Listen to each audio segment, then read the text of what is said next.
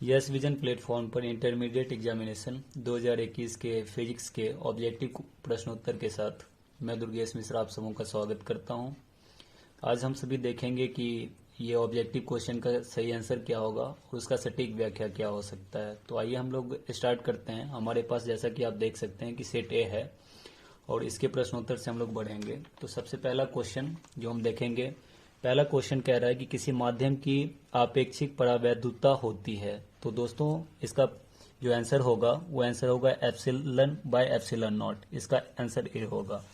आइए question number दूसरा पे देखते हैं। दूसरा क्वेश्चन कह रहा है एक बिंदु आवेश Q से r दूरी पर विद्युत विभव का मान होगा। तो विद्युत विभव का जो सही आंसर होता है, एक स्टूडेंट ने बी लगाया है, लेकिन इसका आंसर होना चाहिए option number A 1/4 pi epsilon not Q upon R। आइए क्वेश्चन नंबर तीसरा देखते हैं। जो तीसरा क्वेश्चन कह रहा है आवेश का पृष्ठ घनत्व बराबर होता है। तो जैसा कि हम लोग जानते हैं पृष्ठ घनत्व के लिए पृष्ठ घनत्व कुल आवेश और कुल क्षेत्रफल के अनुपात के बराबर होता है। हम लोग जानते हैं कि Q बराबर सिग्मा इंटू ए होता है। तो यहाँ से आ जाएगा सिग्मा बराबर Q बट्टा ए, अतः इसका आंसर कुल आवेश बट्टा कुल क्षेत्रफल रहेगा। क्वेश्चन नंबर 4 जो कह रहा है पानी का परावैद्युत स्थिरांक होता है। तो पानी का परावैद्युत स्थिरांक 80 होता है, जो ऑप्शन नंबर ए में दिया है, अतः इसका आंसर ए होना चाहिए। आर त्रिज्या की पृथ्वी की विद्युत धारिता होती है। जैसा कि हम लोग जानते हैं कि जो गोलीय संधारित्र रहती है उसकी धारिता होती है 4 pi epsilon naught into R, और पृथ्वी को भी उसी के संदर्भ में देखा जाए तो क्वेश्चन नंबर 5 का आंसर होना चाहिए B 4 pi epsilon naught into R. आइए क्वेश्चन नंबर 6 में देखते हैं हम लोग। 1 एम्पियर बराबर होता है। तो एम्पियर को जो परिभाषित करेंगे वो विद्युत धारा के मात्रक के आधार पर हम लोग परिभाषित करेंगे, और हम लोग जानते हैं Q बराबर IT होता है। तो इसके आधार पे I बराबर Q बाई टी आएगा, और Q बाई टी के आधार पे देखेंगे तो Q का मात्रक Q यानी कि आवेश का मात्रक कूलम और समय का मात्रक सेकेंड होता है, अतः इसका एक्यूरेट आंसर ए होगा 1 कूलम बाई 1 सेकेंड, यानी प्रति सेकेंड जो आवेश प्रवाहित होता है वही 1 एम्पियर कहलाएगा। क्वेश्चन नंबर 7 देखते हैं विद्युत वाहक बल की इकाई क्या होती है। तो विद्युत वाहक बल की इकाई जो होगी वह वोल्ट होगी। जो विभव की इकाई या विभवांतर की इकाई होती है वही विद्युत वाहक बल की भी इकाई होती है। क्वेश्चन नंबर 8 में आते हैं। तो कह रहा है टी समय तक धारा I के प्रवाह के कारण R प्रतिरोध के चालक में उत्पन्न ऊष्मा होती है। तो ये उत्पन्न ऊष्मा से संबंधित जूल का नियम है। जैसा कि हम लोग जानते हैं H बराबर I स्क्वायर RT। तो इसका आंसर C 8 का C होना चाहिए। H बराबर I स्क्वायर RT, जो ऑप्शन दे रहा है I square R into T. आते हैं क्वेश्चन नंबर 9 में हम लोग। तो कह रहा है कि 5 टेस्ला का चुंबकीय क्षेत्र बराबर होता है। तो अलग मात्रक के साथ इसका रिलेशन पूछा जा रहा है, तो इसका आंसर ये ही होना चाहिए जो इसमें लगा भी है। तो 5 गुने वेबर अपॉन मीटर स्क्वायर इसका होना चाहिए। क्वेश्चन नंबर 10 में देखते हैं प्रत्यावर्ती धारा का RMS मान जो IRMS के द्वारा सूचित इसको करते हैं, और प्रत्यावर्ती धारा का शिखर मान जिसको I0 के द्वारा सूचित करते हैं, के बीच क्या संबंध होता है। तो दोनों के बीच जब हम डेरिवेशन से संबंध निकालते हैं तो इसका आंसर आता है IRMS बराबर 0.707 I0। तो 10 का आंसर C होना चाहिए। आते हैं क्वेश्चन नंबर 11। कोणीय आवृत्ति ओमेगा वाले प्रत्यावर्ती धारा परिपथ में L प्रेरकत्व वाले प्रेरक द्वारा उत्पन्न प्रेरणिक प्रतिघात का मान होता है। तो जैसा कि हम लोग जानते हैं कि अगर परिपथ प्रेरकत्व वाला प्रेरक वाला परिपथ हो तो वहां पे जो प्रतिघात उत्पन्न होता है या प्रतिरोध जो उत्पन्न होता है वह L इंटू ओमेगा के गुणनफल के बराबर होता है। वही ओमेगा इंटू L लिखा हुआ है, अतः क्वेश्चन नंबर 11 का आंसर ओमेगा इंटू L होना चाहिए। क्वेश्चन नंबर 12 जब आते हैं तो हम लोग देखते हैं शक्ति गुणांक के लिए निम्नलिखित में से कौन सा संबंध सही है। तो इसका आंसर शक्ति गुणांक जो रहेगा वह यथार्थ माध्य शक्ति और आभासी माध्य शक्ति के अनुपात के बराबर होगा। तो इसका आंसर 12 का C आना चाहिए। क्वेश्चन नंबर 13 में जब आते हैं तो कार्बन प्रतिरोध के हरे रंग के कोड का मान होगा। जैसा कि हम लोग कार्बन प्रतिरोध में देखे हैं सभी कलर का अलग अलग मान रहता है, और नीचे से जब ऊपर की ओर बढ़ते हैं तो एक ट्रिक से भी हम लोगों ने सीखा था। तो कार्बन प्रतिरोध में हरे रंग का जो मान होगा वह 5 नंबर पे हरा रंग आता है, अतः इसका ये 6 नंबर पे हरा रंग आता है, लेकिन 0 से जब ऊपर की ओर बढ़ते हैं तो इसका कोड आता है 5। तो 13 का C आंसर आना चाहिए। क्वेश्चन नंबर 14 में जब हम लोग बढ़ते हैं तो क्वेश्चन नंबर 14 कह रहा है चुंबकीय क्षेत्र बी में भी वेग से गतिशील आवेश पर लगने वाला बल का व्यंजक क्या होगा। तो यहाँ पे चुंबकीय बल के बारे में पूछा जा रहा है। तो चुंबकीय बल जो रहता है वह Q इंटू भी क्रॉस बी, यानी कि भी और बी के सदिश गुणनफल के बराबर रहता है और चार्ज के साथ उसका गुणन होता है। तो इसका आंसर 14 का ये आंसर होना चाहिए। क्वेश्चन नंबर 15 जब जाते हैं तो ट्रांसफार्मर के लिए निम्नलिखित में से कौन सही है। चूंकि ट्रांसफार्मर एसी डिवाइस है और यह एसी वोल्टेज के मान को बढ़ाता है या घटाता है, तो ऑप्शन नंबर डी जब हम देखते हैं तो यह ऑप्शन कह रहा है यह एसी वोल्टता को बढ़ाता या घटाता है। तो इसका आंसर डी होना चाहिए। क्वेश्चन नंबर 16 जब जाते हैं तो चुंबकीय ध्रुव प्राबल्य का एसआई मात्रक क्या होता है, यानी कि मैग्नेटिक पोल स्ट्रेंथ का ऐसा यूनिट क्या होगा। तो इसके लिए रिलेशन हम देखते हैं तो ये एम्पियर मीटर, इसका आंसर 16 का होना चाहिए। क्वेश्चन 17 में जब जाते हैं तो पृथ्वी के चुंबकीय ध्रुव पर नमन कोण का मान क्या होता है। तो हम लोग जानते हैं कि नमन कोण का मान पृथ्वी के चुंबकीय ध्रुव पर जो होगा वह 90 डिग्री होगा। तो 17 का आंसर बी होना चाहिए। क्वेश्चन नंबर 18, निर्वात की चुंबकीय प्रवृत्ति का मान होता है। तो निर्वात की चुंबकीय प्रवृत्ति जो होती है वह 0 होती है। तो इसका आंसर डी जाएगा। क्वेश्चन नंबर 19 जब जाते हैं तो चुंबकशीलता म्यू के लिए निम्नलिखित में से कौन संबंध सही है। तो इसका आंसर अगर हम देखते हैं तो ये म्यू बराबर बी बाय एच, जहां पे ये पृथ्वी का वर्टिकल कंपोनेंट और ये हॉरिजेंटल कंपोनेंट को रिप्रेजेंट करेगा। तो आंसर म्यू बराबर बी बट्टा एच रहेगा।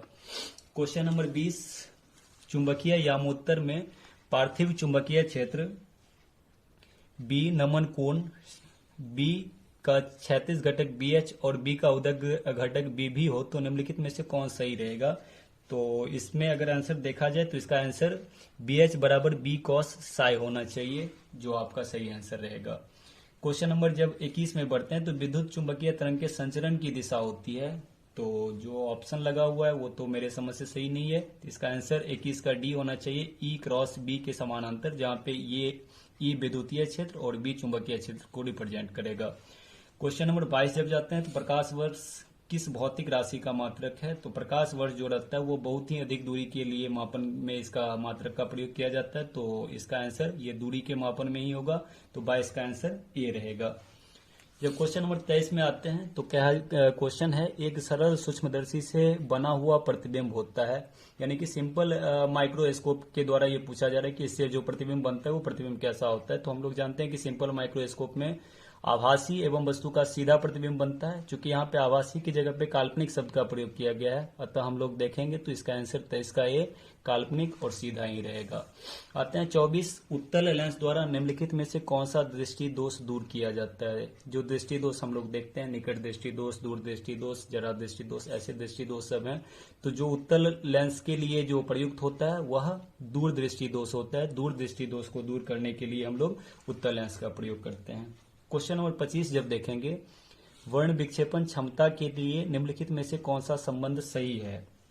तो सभी संबंध में हम लोग देखेंगे तो वर्ण विक्षेपण क्षमता जिसको ओमेगा के द्वारा रिप्रेजेंट किया जाता है, तो इसके लिए सही संबंध आता है म्यू भी माइनस म्यू आर बट्टा म्यू वाई माइनस 1। तो इसका आंसर 25 का ए आएगा।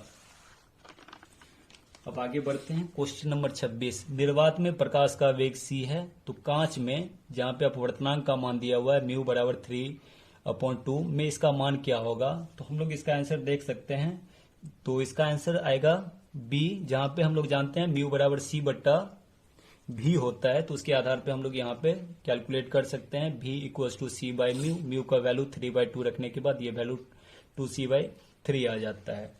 क्वेश्चन नंबर 27 में जब जाते हैं तो क्वेश्चन कह रहा है सामान्य समायोजन के लिए खगोलीय दूरदर्शक की लंबाई होती है, यानी खगोलीय दूरदर्शक की जो लंबाई कैलकुलेट की जाएगी उसके लिए क्या फॉर्मूला होगा। तो इस खगोलीय दूरदर्शक की जो लंबाई होगी वह लंबाई के लिए FO प्लस FE, यानी कि अभिदृश्यक की फोकस दूरी और नेत्रिका की फोकस दूरी दोनों को हम लोग जोड़ते हैं तो ये खगोलीय दूरदर्शक की लंबाई प्राप्त हमें हो जाती है।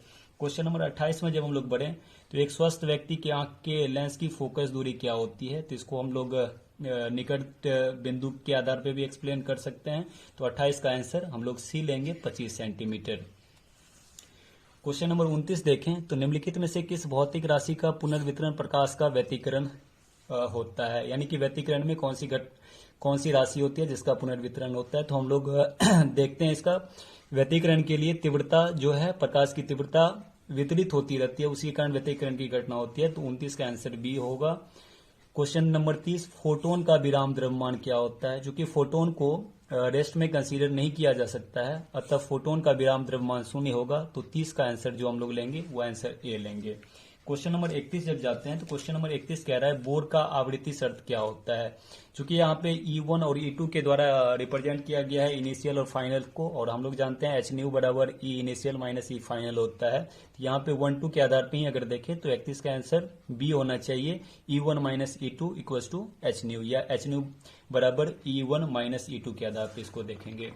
क्वेश्चन नंबर 32 जब देखते हैं तो कह रहा है सौर ऊर्जा का स्रोत क्या होता है। आखिर सूर्य की ऊर्जा जो हमारे पास पहुंचती है वह कौन सी अभिक्रिया के द्वारा पहुंचती है। तो विभिन्न अभिक्रियाओं के बारे में यहाँ ऑप्शन दिया हुआ है, तो इसका ऑप्शन होना चाहिए नाभिकीय संलयन।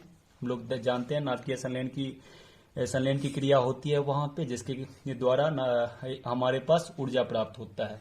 क्वेश्चन नंबर 33, विद्युत का सबसे अच्छा चालक कौन सा है। यहाँ पे अलग अलग दिया हुआ है, लेकिन हम लोग जानते हैं कि ये विद्युत का सबसे अच्छा चालक चांदी जो होता है, चूंकि इसका प्रतिरोध का मान बहुत ही कम होता है, नगण्य होता है। तो चांदी विद्युत का सबसे अच्छा चालक माना जाएगा। क्वेश्चन नंबर 34 में नॉर द्वारक का बूलियन व्यंजक क्या होगा, अर्थात नॉर गेट का बूलियन व्यंजक पूछा जा रहा है। तो नॉर गेट जो होता है वो और गेट और नॉट गेट का संयोजन होता है। और गेट का जो बूलियन व्यंजक a प्लस बी, और जब नॉट लगा देते हैं तो a प्लस बी का होल नॉट बराबर y। तो नॉर गेट का बूलियन व्यंजक जो प्राप्त होगा वो a प्लस बी का होल नॉट बराबर y प्राप्त होगा। क्वेश्चन नंबर 35 देखते हैं, द्विआधारी संख्या 1001 की दशमिक संख्या क्या होगी। तो जब ये बाइनरी नंबर को हम डेसिमल में चेंज करते हैं तो चेंज करने के बाद जो इसका वैल्यू आता है वो डेसिमल नंबर में 9 आता है। तो 35 का आंसर सी होना चाहिए।